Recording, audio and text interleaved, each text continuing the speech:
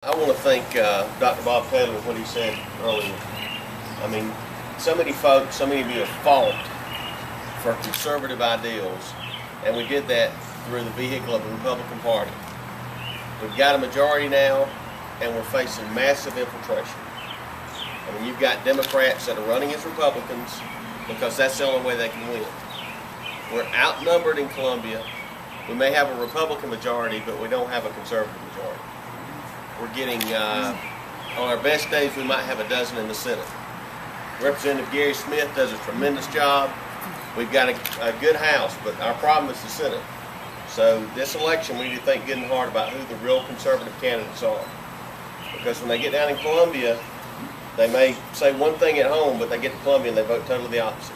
We've got scorecards, we've got people paying attention, but they're going to tell you what they want to hear when it comes time to run for office. I mean, that's what politicians do.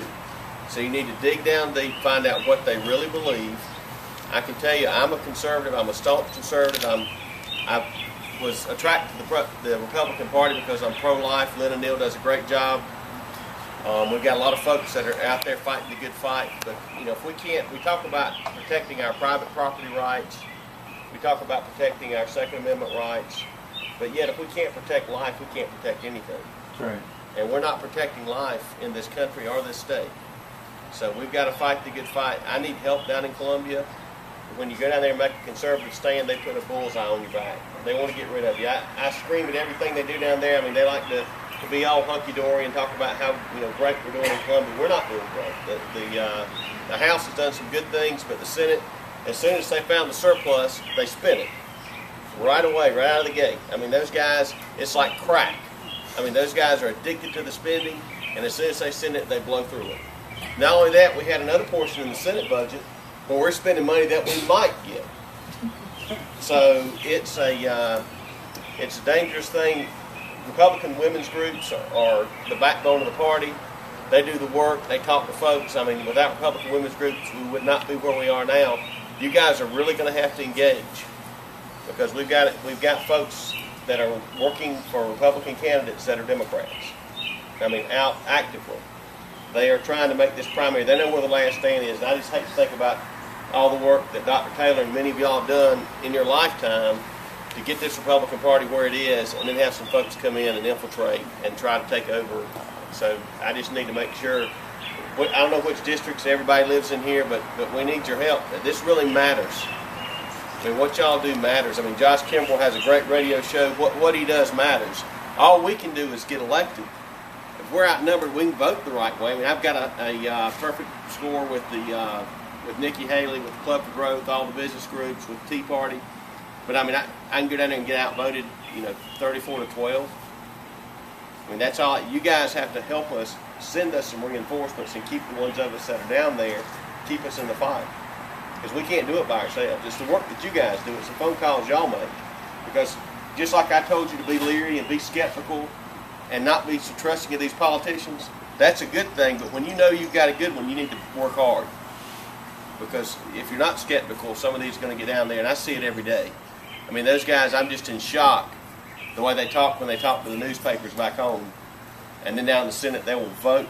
Basically, you have a chairman of Senate Finance who knows the numbers. He gets the numbers, and he's a Republican, but he gets enough Republicans and all the Democrats what they want out of the goodie bag, and then he has enough votes and they roll over us with the budget. No matter what the House does, no matter how good of a job the House does on the budget, the Senate's going to go and just blow it. So we need some conservatives down there. Screen your candidates wisely. I'd be honored to have you support Jane Kaiser.